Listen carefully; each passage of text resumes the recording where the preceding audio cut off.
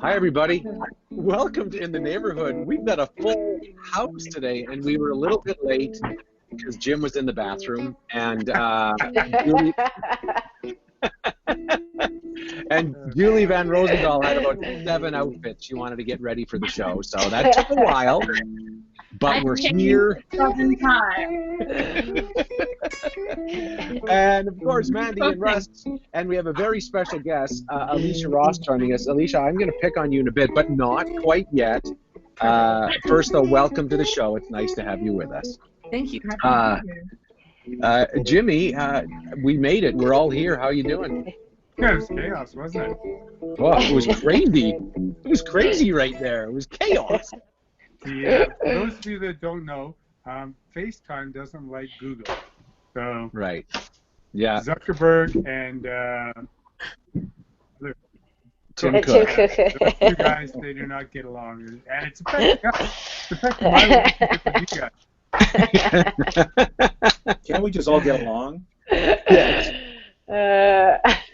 Jim went up, climbed a foam pole with a screwdriver. I believe it was a Phillips screwdriver, fixed the whole thing, and now we can all do this. So it's It's a Robertson. We're in Canada. Thanks, Jimmy. right. That should be. How are you, Mandy Stobo? I'm great, my boys. How are you? How was your night? Amazing. Just amazing. Well, I was watching older episodes of Top Chef Canada. That show was really good until Monday, and then at Monday it was the worst show ever. I don't know what you guys think. Yep, I had the same feeling, yep. Yeah, like it was so good, right? It was so good, and then it went south. Before we find out why, how you doing, Rusty? I'm good. Yeah. Good. So because we were getting our technical stuff all figured out, we said let's just jam everyone on the show right out of the gate. So we have back on Wednesdays to make our show that much better, Julie Van Rosendaal. Thanks for coming back. Julie, how you doing? I'm good. I have scones in the oven. I can smell them. They're almost done. I baked them for you guys. What? And I will also eat them for you guys. As a personal favor. You can personally enjoy them through me. What a good person. So I'll eat 1, 2, 3, 4, 5, 6. I have to eat my own. We could drive by your house and you could throw them in our car windows if we stay out. Like a drive-through. That would be funny, actually. A drive-through. Hey, here's a copy. Yeah. And Drive-through. Elycia knows a little bit about that. we're going to do it. Now, we have a very special guest that we're going to chat a bunch with throughout the show, but Elycia Ross is joining us. Those of you in Calgary know her from Little Truck on the Prairie, her food truck, and those of you across the country also might know Elycia from Top Chef Canada. That it was the greatest show in the world, but then was a bit of a tragedy on Monday's show when Elycia, tell us, first of all, welcome, and tell us what happened on Monday. Well, yeah, thank you for having me. It's nice to be able to discuss it in a public platform, just air the laundry a little bit. But Yes. unfortunately, I was told to pack my knives and go on Monday. Feeding the judges sand isn't really kosher. I sometimes wanted to tell them to eat sand, but it wasn't a literal thing, so. And for those that didn't see the show, it was all about the spinach. Tell folks what happened. Yeah, so unfortunately, the bag of spinach that I grabbed for my spanakopita was very sandy, and I personally have not experienced like not triple washed spinach. So in that moment, you know, I was just assuming, of course, this is the product I'm normally dealing with, notwithstand, and then of course, you know, you make your dish, you serve it to the judges, turns out not so great. I mean, seriously. I thought otherwise. It was. Did you have fun on the show? I did, honestly. It was a really amazing experience, and I've stayed in touch and have kept like strong friendships with everyone, including some of the crew as well. So it's been an overall like, I mean, I feel like my story had like a beginning, middle, and end to it, and I guess that's kind of the point. So. Yeah. Well, we're going to talk about some of the great work that Julie and you have been doing, or Julie's been talking you up, and it's excellent. But I know one of the things that you agreed to with your agent about doing this show is you said, I'll come on the show, but I want to be able to watch Mandy do a craft, right? That was one of the things you talked about. You said, I'm not doing the show without a craft. So Mandy, can you help out? I can. He's adorable. This is good info. Mandy's that was so great. you go. That was great. Welcome, everyone, in the neighborhood. Now it's craft time with Mandy Stobo. I'm sorry about this craft, Elycia. It's not my best, but I'm excited. Jim, do you mind taking me to my studio? You bet. Oh yeah, you got to wave your hands like this You know in front what? of the camera. I think you should take an elevator this time. There's too many people. You should take the Oh, elevator. okay. Okay. Oh, this Sorry. push button. There.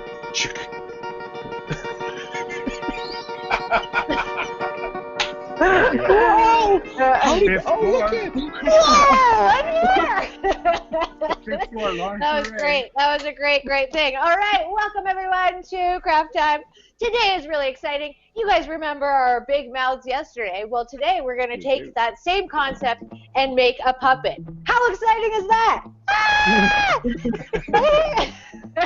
Okay, so all you need today is a piece of paper, a Sharpie, some coloring of your choice, and some glue. So you remember how we folded the paper yesterday, Dave? Sure do. And you just kind of fold it down like that and make a square. Yeah. See that, guys? Woo, woo, woo. So now you're going to do the same thing on the other side. Yeah. And you're going to just try and make it flush so that you have a mouth kind of thing.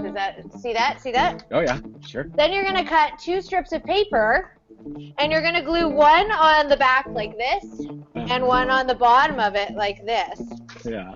Okay, and Whoa. then, I know, this is so good. So what you want to draw on your paper is just similar to the big mouse. We're going to just draw a quick little guy so you guys can kind of get the point. This is really good, Dave, because you can build a little theater, Right. and then you can have puppet shows in your backyard. So then you want to do the rest of him here and give him a neck, right? And then you cut out the edges, blah, blah, blah. And then you have a puppet. Hello, everyone.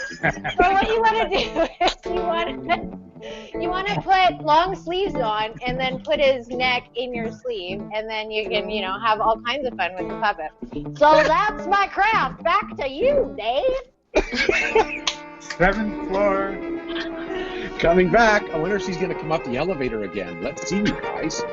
What? Hi, guys. Oh my goodness. Our special effects budget is so big.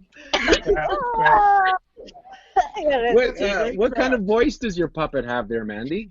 He's got, I don't know, I'm experimenting with voices, but I think it's something like, hello, Dave. Is that good? No, not great. Is that noise removed? It's good. See, yeah, he just needs clothes, but that's a pretty fun craft. I agree. That's awesome. It's so good, Mandy. And you know what? Elycia, normally we bring guests on later in the show, but we wanted to give you the full meal deal because you got to work on Top Chef Canada, but that's so amateur compared to what we do on this show. So, This is like Can a we 6-camera shoot. This is totally exactly. yeah. Right. Now, Jim, for your Internet is Funny, would you like to do a bit of scone showing off first, or do you want to get right into the Internet is Funny? Because I did notice Julie walking back. I want to hear. I want to see what Julie's got over there. Oh, Right, what do you? I'll do. I just got a little snack here for myself. Oh. Oh, yum. Yeah, there's no way you can eat all those. Yeah. That Oh, looks have ridiculous. we met? No No. way. I only wear stretchy pants. All 8 of these. Awesome. I ate all 8. So, Jim, Elycia, what Jim does every show is he talks about how funny the internet is, and he has examples of it. So, Jim, what do you got for us today? Well, The internet is funny. You gotta wait for the theme, man. I spent 20 minutes working on that. Oh, okay. we got Russ mad. We got Yeah, that's mad. the music Well, department. it's easy to get mad these days because it's a stressful time, and parents are having a hard time with the whole schooling thing, and it's really coming to head. Every time I go for a walk, I run into somebody on the street that's got kids. Like when I brought the prizes over to Christy and their team, they were, she was saying, I've got 4 kids and they're all in school and they're driving me nuts. It's like it's only 2 hours. I don't need them to have 2 hours, and they can't do it. So I thought I would say, it's okay, everybody. We're all in the same boat that have kids. So let's put the first one up. Is it a video? No. No. Working from home as a parent. Sometimes you just got to tape them down. I think. I like it. I like your system. Okay. Very good. All Next right. one is. I'm done with homeschooling. We're switching to trade school. All 3 of mine are going to be bartenders. Which kind of makes sense, right? Very good. Yeah, I like it. Oh, this one here is my personal favorite. Me too. What does it say? Simmer down, Karen. There's no award for the best quarantine mom. Oh man. It's so good. I need that actually for on my driveway for my What? neighbors. It's totally in front of somebody's house, right? Like that. Calling your mail, screw you. It's so good. Being quarantined. This one here affected Rob quite a bit. Being quarantined with a talkative child is like having an insane parrot super glued to your shoulder. It's true. Oh. I don't know that we can get to the. We'll be able to do the video. So. Oh, can you do it? We're going to do a video. All right. Awesome. This is a video that none of us can see. Am I right on that? Yeah, It's but basically it's kids amazing. pulling to a grandfather's house, grandparents started the street, and kids are thrown out of the car. Okay, everybody, let's laugh like we saw it.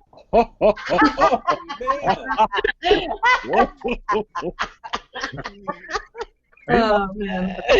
Knocked my- Okay, that is tremendous. I feel like I want to quickly get over to Julie and tell us a little bit about, other than Elycia as a great chef, why did you want to bring her on the show today to talk about the work that she's doing?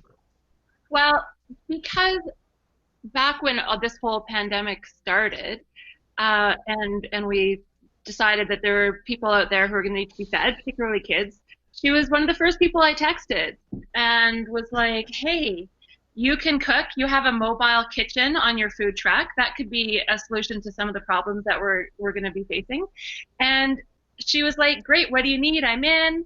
And she came and helped make sandwiches. She came and made amazing things with black box ingredients. We had a real life black box cooking show happening over at Rouge. It wasn't a competition, but we were getting so many random ingredients from the Leftovers Foundation, from so many restaurants and chefs that we knew who were closing their kitchens, cafes who had surplus cream, and so Elycia just jumped in and made things out of these ingredients that we sold at the market to raise money for more lunches, and then last week the truck, so our truck, little house and little truck on the prairie. You're not the only one. It's a mobile kitchen. All you need is a kitchen to be a house, right? She and her partner Tegan got it on the road last week, so we went over to Bridgeland to sort of scout it out. That's one of the higher needs areas, and she's just been a really good support and help through all this. That's and so Awesome. she has plans for her truck, right? Now that it's spring, now that it's on the road, they're doing all these drive-through markets at South Center.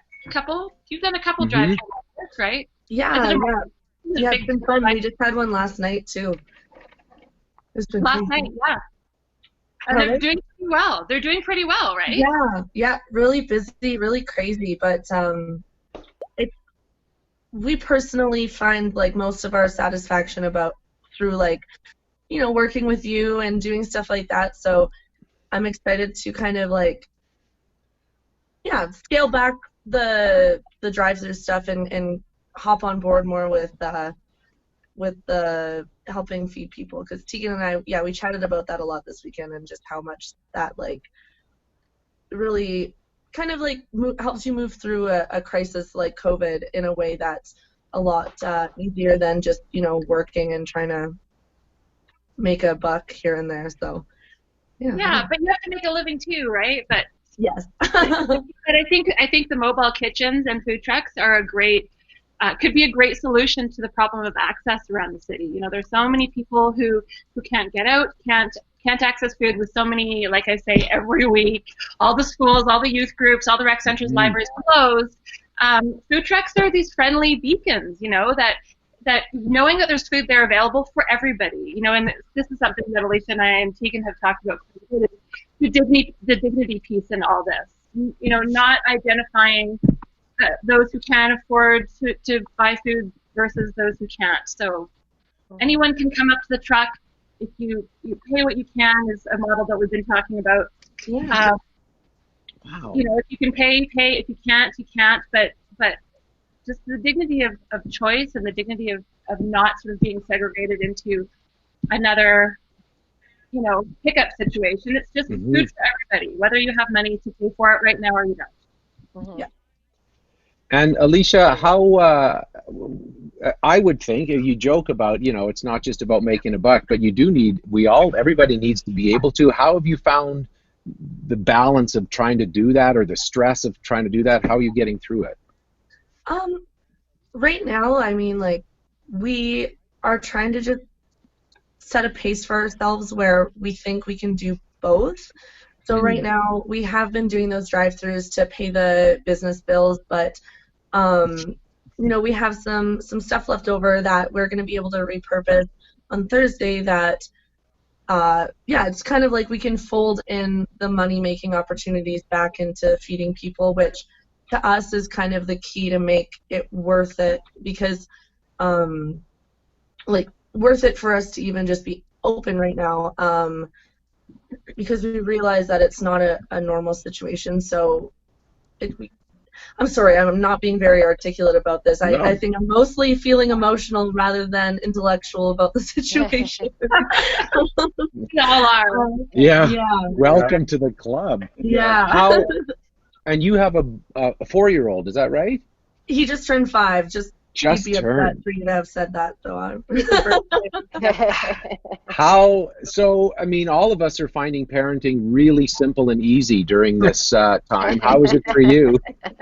Oh yeah, so simple, so easy. No, it's actually, he's a lovely little dude, so he's just I'm a single mom, and we have a really good little bond, and I'm still good friends with his dad, so that helps a lot too, that we can kind of come together and make things work. And I have a great supportive community, Julie included now, that I feel very, very supported by, so it's actually not so bad.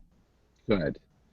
That's so good. And I think both of you, it's funny to me, whenever I meet chefs, they're in the business of warmth.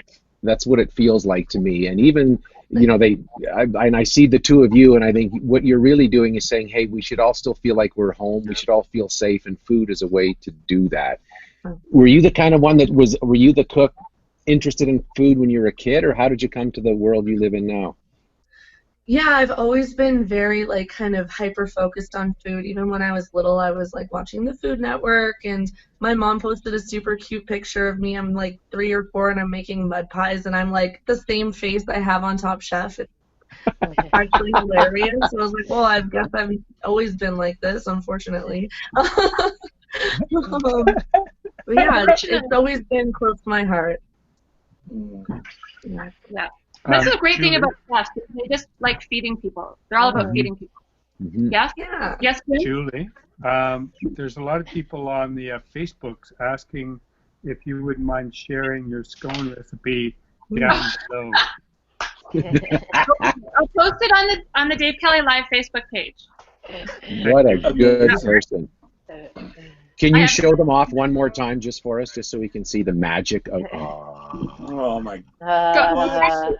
These look perfect. That's not even You fair. eat it till it's gone. Which How one was did you... Here, I'm touching them all too, so now they're definitely Okay. Are they hard to make? They're not hard to make, and they're a little bit different from biscuits in that they're richer. Often they have some egg in there, and cream, a little bit of sugar, so they're kind of denser and sweeter than a flaky biscuit, but very similar. And you can make them. It's a great thing to make with, the milk or the sour cream or the yogurt that's starting to go a little bit tangy. Perfect for biscuits and scones. So yeah, I have a bunch in the freezer. You can freeze milk, but it goes a little bit funny. It can get it can separate a bit and look not delicious on cereal, but for things like biscuits and scones. So yeah. Oh. Well, Elycia, I don't know if you noticed, and I'm sure you did, but every show we present an award, and it's a Mandy paint. I say we, because Jim and I did all the work on this, but Mandy did a painting of you that we're going to put out today. There you are. There's our top chef, and not just for being on the show, but for doing such great work. So we're really, we want to say thank you for making the city and our country a better place to live in for the food that you make. Well, thank you. That's I don't know. I feel like this is probably what it feels like to win Top Chef, so I'm happy. Even better. I like a little extra sand in my salad. It's just fiber, right? Yeah. It's There's lots of minerals in there that you need. It cleans your teeth, Yeah, right? I was gonna say, Nature's broom. Sand. It's a thing, right? Nature's what? Broom. Nature's broom. Exactly. It cleans you out. Julie, every metaphor Russ uses has the word broom in it, just so you know. I'll work on that for next Wednesday. We do have a birthday today, so Mandy and Russ, you probably have to get ready. Okay. This is what we do for birthdays. Walker's daughter, Grace. Happy birthday, Grace! I don't know if you've ever seen the birthday pistols fly on our show, but they fly.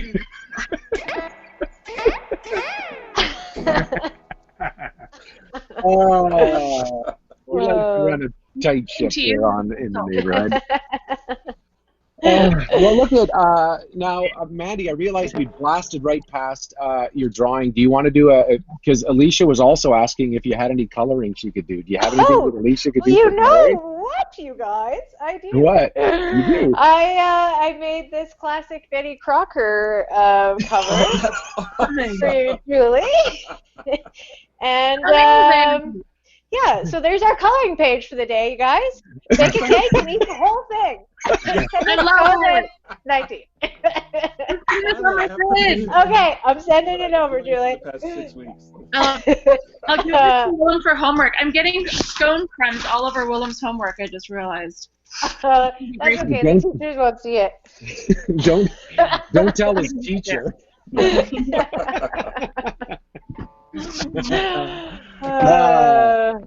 You know, Elycia, we got to watch you cook. We got to hear from you, but a lot of people have just been writing in right now saying, does that woman dance? Because we're curious if she dances or not. Because here's what we do, Elycia. At the end of every show, Russ plays our theme, and we all jump around for a good 15 seconds. So this is a magical moment to finish the show. But first of all, thanks for being part of this, Julie. You're always so great.